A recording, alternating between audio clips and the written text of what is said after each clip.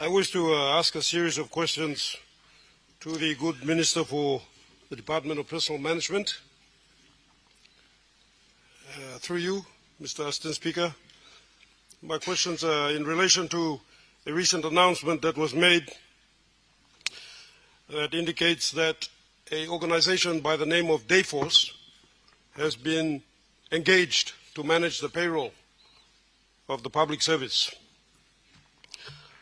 So, according to the media, this was recently entered into, whereby a master service agreement with Dayforce Limited was signed to replace and modernize the government payroll system, following the serious findings by the Deloitte audit, whereby widespread payroll irregularities, including ghost employees, duplicate records, unauthorized allowances, and weaknesses in internal controls that resulted in significant losses of public funds. So while the government has presented this new system as the solution to these long outstanding problems, the public deserves some assurance that it will genuinely eliminate payroll fraud and strengthen accountability. So my questions to the Minister are this, and I understand that the Minister will be bringing a report in the near future.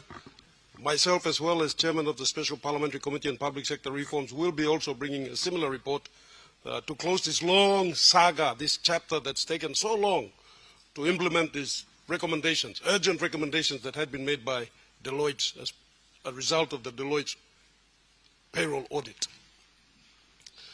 Minister,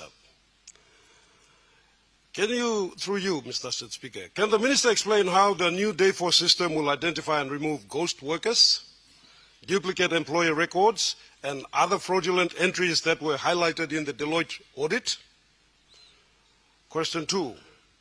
What safeguards will be built into the system to prevent unauthorized allowances, salary adjustments, manual payroll manipulations from being entered and processed? Question 3. Given that the new system is still being implemented, what immediate measures are currently in place to prevent ongoing payroll fraud and leakage of public funds?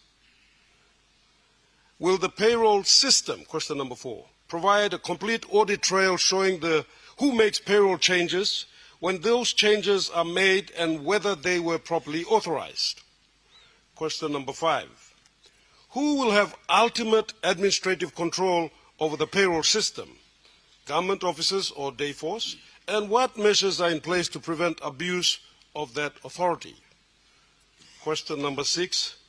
What is the total value of the contract with Dayforce, including implementation, licensing, maintenance, and any ongoing service fees? And finally, question number 7. What penalties, remedies, or contractual protections exist to ensure taxpayers are compensated if the system fails to deliver the promised payroll reforms or fails to prevent fraud? Now, given the serious findings of the Deloitte audit, will the Minister commit to tabling regular public reports to Parliament detailing the number of ghost workers removed, payroll savings achieved, and disciplinary or criminal actions taken against those responsible for payroll fraud? Thank you very much. Minister for Public Service. Thank you, Mr. Assistant Speaker. This question, I thank the Governor for Oro and also my Chairman for the Public Sector Parliamentary Bipartisan Committee on Public Sector Reform.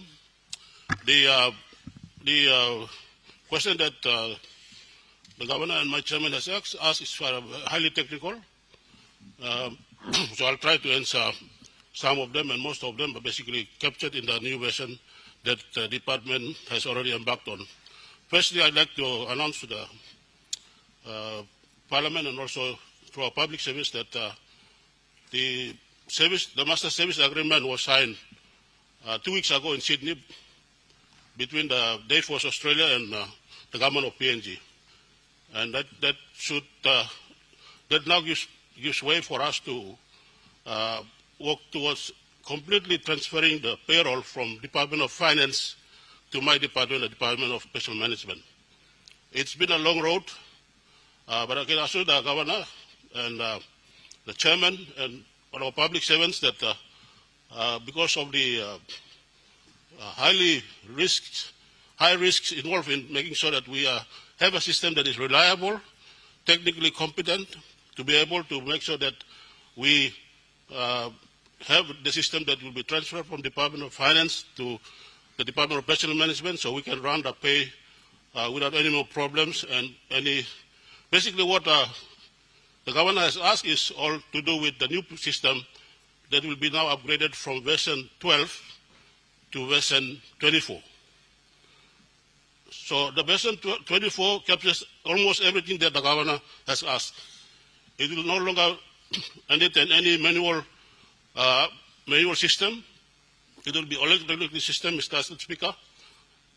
No more, like now, the government spends about 200 or 300 million every fortnight to pay the 130 or 60,000 public servants across the country.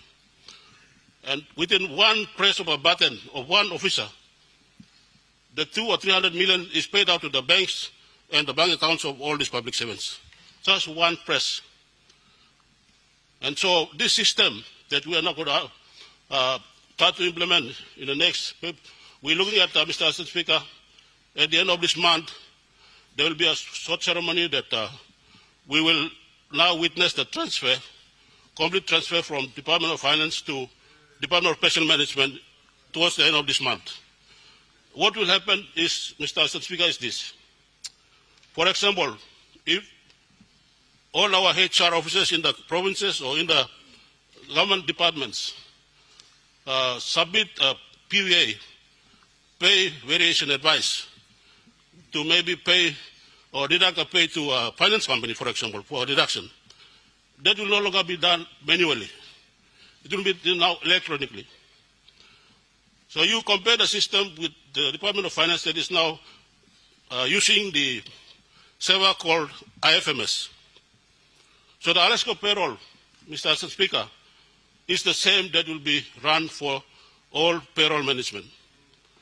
So in parallel with finance, finance is responsible to make payments or transfer of funds to agencies on when it is required. For the case of payroll, the Alaska payroll system, this is to do with a press of a button every fortnight to remit out a total of 200 or 300 million kina, one press of a button by one person only, to hit all the public servants' accounts in just a second. And so this system now is reliable, it's no longer manual. We will also have passports issued out, so we know exactly which paying officer in each agency has authorized that or agency head. So when there is a fraud or involved in duplication of names or whatever, we will pick out in the system. So I'd like to thank this government, Prime Minister, and the government and the Treasury also for releasing, and also commendation to you, Chairman, yourself, and Governor, for being the force behind me and from my department to make sure that we work together and especially to get a Deloitte report out. This is the implementation, Mr. Speaker, of the Deloitte report that was heavily enforced by the Chairman and Governor for Oro. So I'd like to announce to everyone that we will no longer be using that. It's the same thing that IFMS system is now. The Department of Finance, District Finance Manager, and the District Administrator no longer sign forms. Everything is on the phone with a password.